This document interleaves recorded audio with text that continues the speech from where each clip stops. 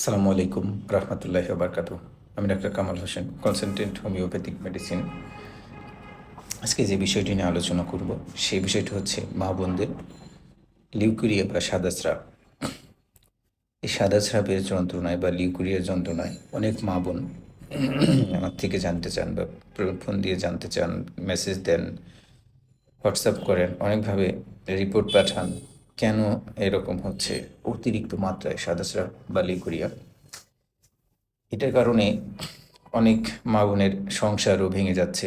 কেন সংসার ভাঙছে? সেটা হচ্ছে যে স্বামী সহ্য করতে পারছে না এটা।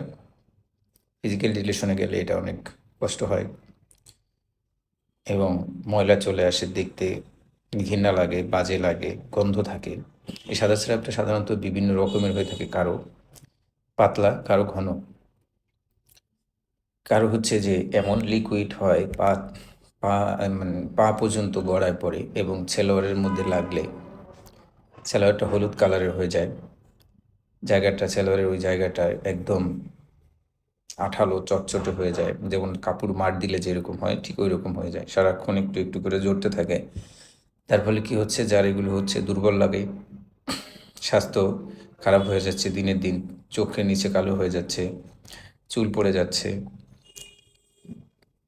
সারাক্ষণ একটা টেনশনে থাকে, কোথাও বেড়াতে গেলে শান্তি পান না, নামাজ পড়তে পারেন না।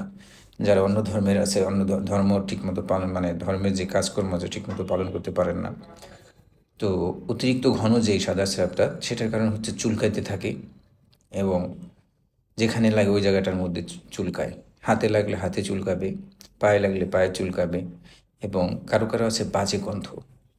পরিমাণে গন্ধ, গন্ধ নিজের গন্ধ, এমন গন্ধ হয় যে ডিম পচলে যেরকম গন্ধ, কারো হচ্ছে যে মাছ ধুইলে যেরকম গন্ধ, এরকম মানে কি বলবো, এই গন্ধটা এত এমন বাজে একটা গন্ধ, বলার মতো না।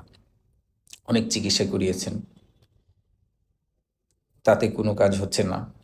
দিনের পর দিন এই কষ্ট করেই যাচ্ছেন, ওষুধ খেলে কয়েকদিন ভালো থাকে, আবার যা তাই। তো এখন এটার জন্য করণীয় কি? কাদের হয় এটা সাধারণত? যাদের হরমোনের সমস্যা রয়েছে, যাদের কষা শরীর, তাদের হতে পারে, অথবা বাচ্চা হয়েছে সিজারের পরে এই সমস্যা হতে পারে, অথবা অতিরিক্ত মোটা হয়ে গিয়েছেন তাদের হতে পারে, আবার অতিরিক্ত চিকনও আছেন। থাইরয়েডের ধর্ম দুইটা, একটা হচ্ছে মোটা করে ফেলে আর একটা হচ্ছে চিকন করে ফেলে। তো যেটা আমি বলছি, এটার কারণে হতে পারে, হ্যাঁ, থাইরয়েড থাকলে এই সমস্যা হতে পারে, অথবা যদি কারো সিস্ট থাকে, জরায়ুতে সিস্ট থাকে, তাদেরও হতে পারে। তো এটার জন্য ভালো কিছু চিকিৎসা রয়েছে, তাদের এইগুলো হচ্ছে। করণীয় কি, কী করবেন? সাধারণত একজন ভালো ডাক্তার দেখাবেন, প্রচুর পরিমাণে পানি খাবেন, শাকসবজি খাবেন, চিনি জাতীয় জিনিস একদম খাবেন না, মিষ্টি জাতীয় জিনিস যেটা একদম খাবেন না, দুধ খাবেন না। তারপর হচ্ছে অন্তত যেটা আছে হচ্ছে যে কটন, যেটাকে বলি কটন বা সুতি কাপড় চোপড় বেশি পরবেন, আন্ডারওয়্যারটা সুতি পরবেন, লুজ কাপড় চোপড় বেশি পরা ভালো। তারপরে হচ্ছে যে পরিষ্কার পরিচ্ছন্নর কথা তো বললাম, জায়গাটাকে সবসময় ক্লিন রাখবেন। যদি বেশি স্যাঁতসেঁতে হয়ে থাকে তাহলে একটু পরপর ক্লিন করবেন। আর আরেকটা কাজ করতে পারেন, সেটা হচ্ছে বলের মধ্যে কুসুম কুসুম গরম পানি নিয়ে ওর মধ্যে একটু লবণ দিয়ে 5 মিনিট 10 মিনিট বসে থাকবেন, যতটুকু গরম সহ্য হয় আপনার। তো যদি আপনার ভয়ের বিষয় হচ্ছে যে গন্ধ, চুলকানি, জ্বালা, যদি দীর্ঘ সময় জ্বালা করতে থাকে, আবার আছে অনেকে চুলকাতে চুলকাতে ঘা করে ফেলেন, নখ লাগাবেন না। এই যে নখগুলো আছে অনেকে লাগান, চুলকানি, চুলকানি ভালো লাগে, আরাম লাগে, তো নখ লাগালে ওখান থেকে আরও ইনফেকশন হয়ে যাবে।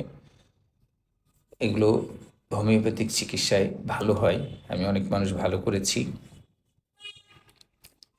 2 থেকে 3 মাস কন্টিনিউ ওষুধ খেতে হয়, ওষুধ খেলে এগুলো ঠিক হয়ে যায়। তো যে কথাগুলো বললাম, বিধিনিষেধগুলো যদি কেউ মেনে চলতে পারেন তাহলে অনেকটা আরাম পাবেন, উপকার পাবেন। এরকম সমস্যা চলতে থাকলে বেবি কনসেপ্ট করতে সমস্যা হবে। যাই হোক, অনেক কথা বলে ফেলেছি, কথার মধ্যে ভুল ত্রুটি হলে ক্ষমা সুন্দর দৃষ্টিতে দেখবেন।